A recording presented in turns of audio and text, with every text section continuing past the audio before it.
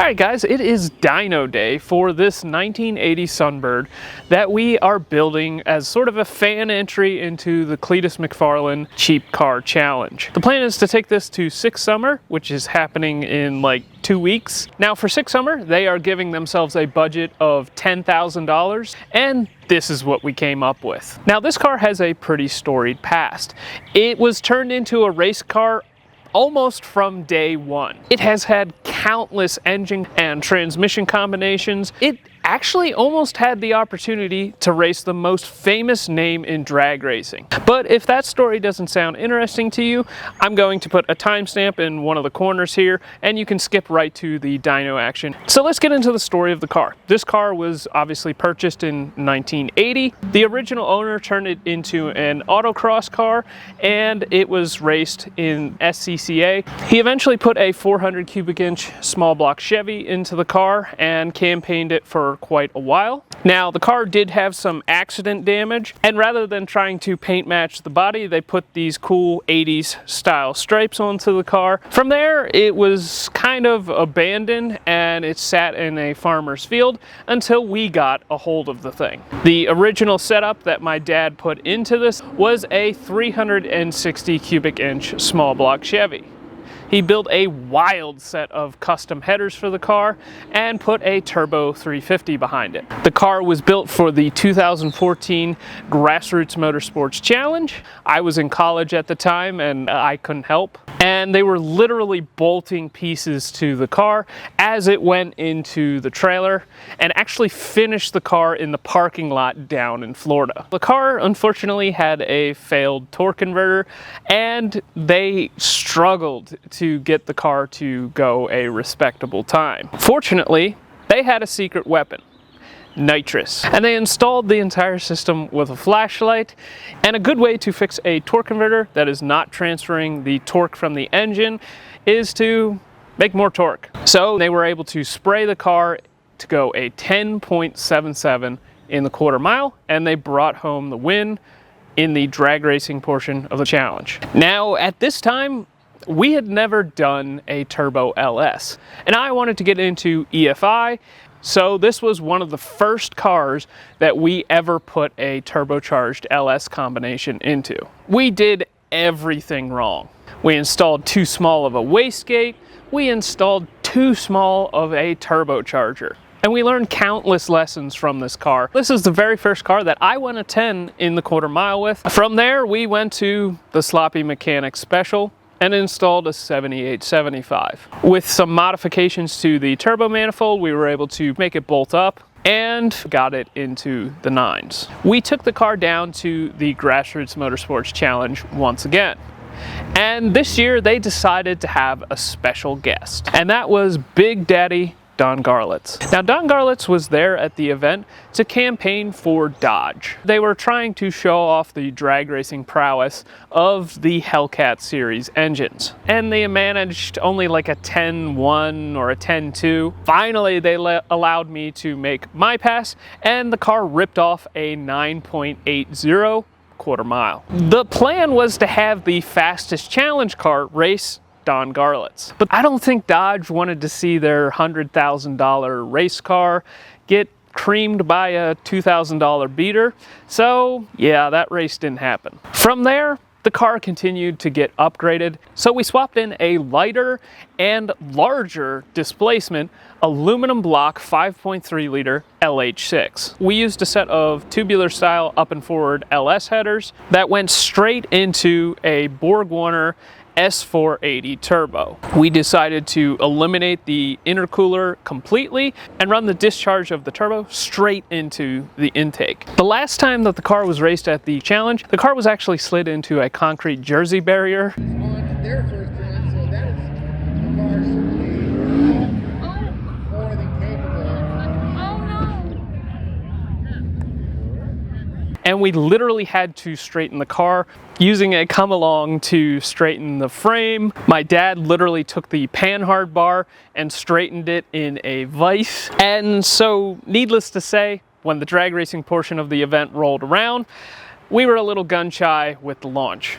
it only managed a 9.04 in the quarter mile, and it unfortunately blew a head gasket on the top end. And that brings us to today. So let's get into some of the updates that we've gotten done since the previous video. As you can see, I've laid out things pretty neatly here, and I want to talk about the ECU that we are using on the car. This is a Mega Squirt Gold Light ECU offered by the guys over at EFI Source. And the reason that I chose to go with this ECU is because it is the best bang for the buck ECU on the market today.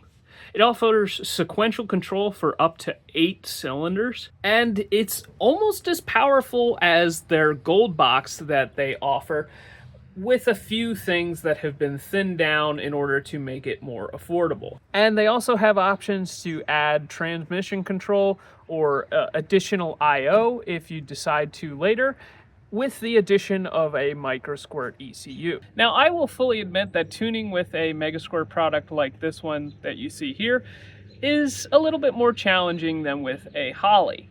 So it's sort of up to you. If you're on an extreme budget like we are, this is only a $680 investment with a 8-foot pigtail style harness.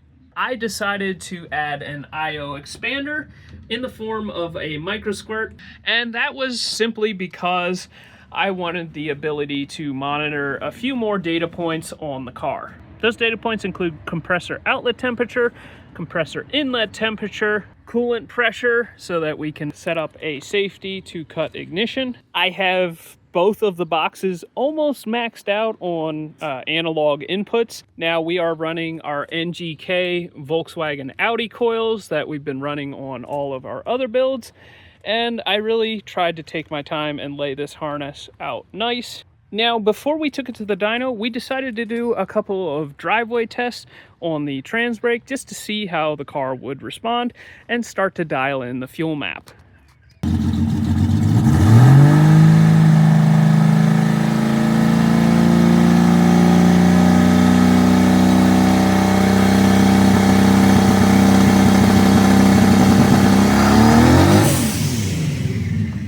With our trans brake testing in the driveway, we noticed a couple of issues. One, the car takes a little while to get onto the two-step. We kind of anticipated that as an issue, given we are running such a large turbocharger. But unfortunately, to make the horsepower, sometimes you gotta give up a little bit of spool. Additionally, we were noticing an issue where sometimes the trans brake wouldn't activate. And other times when I would try to bump in with the built-in staging control feature in the EFI Source Gold Light ECU, sometimes I would hit the bump button and the car would just keep moving. And it would never reapply the trans brake. Now obviously, that's not ideal.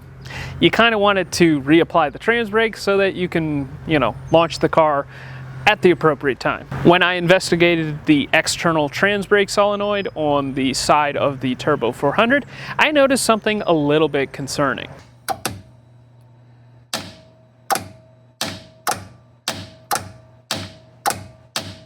See that trans brake solenoid? It shouldn't be coming unseated from the side of the transmission. And the little flimsy hold down bracket that is originally set up for the vacuum modulator on the side of the Turbo 400 was not doing its job. Therefore, I machined up a heavy-duty hold-down bracket for the trans brake solenoid, and that sucker's not going anywhere now. Now, issues like this are totally normal on new cars like this. Some people call it new car blues. You're gonna have oil leaks, you're gonna have transmission leaks, you're gonna find stuff you wired wrong. And you just have to keep pushing through and get the thing done.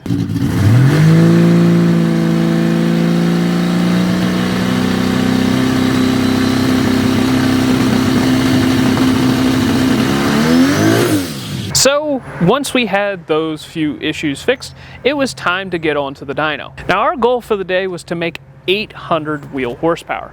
And the reason for this specific number is because that is how much wheel horsepower that we need in order to go 850s. Now the car is set up with an 850 cert roll cage, so that is pretty much the limit of what we will be allowed to run at 6 Summer.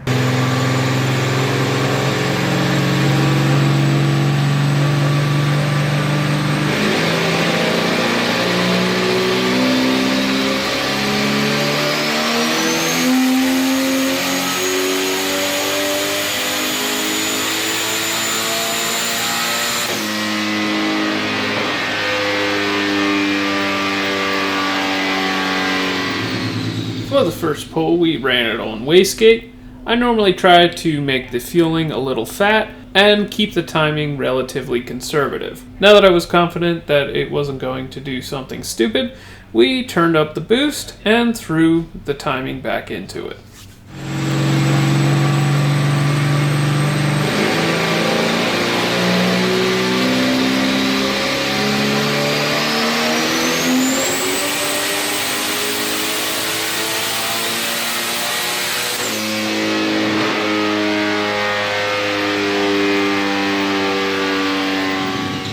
Now, this is going to sound stupid, but I love the sound of a laggy turbo setup on the street and on the dyno. I love feeling the anticipation of waiting for that turbo to spool, and when it finally lights and all heck breaks loose, man, it's just fun. For the next pull, we didn't see anything wrong, so we turned up the boost even further.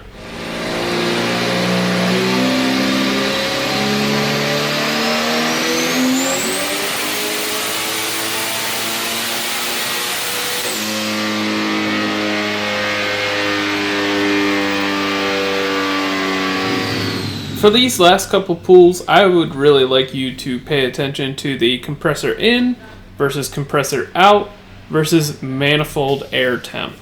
This tells you pretty much every relevant point in the cold side of the turbo. You can see the temperature rise across the compressor and the temperature drop across the intercooler. When you compress air, you're going to see temperature rise, and you can usually make a pretty good judgment on how good the compressor is performing by just looking at the compressor outlet temperature.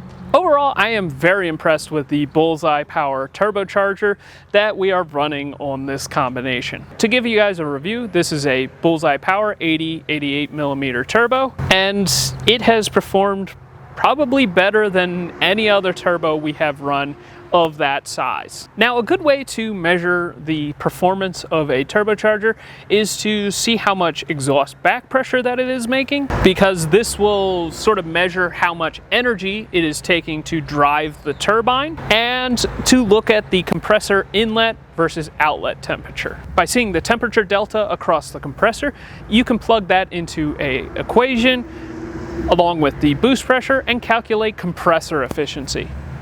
Now, with turbos of this size in the past, we have seen close to 350 degrees outlet temperature coming out of the turbo with only 95 degrees inlet. That was on less boost.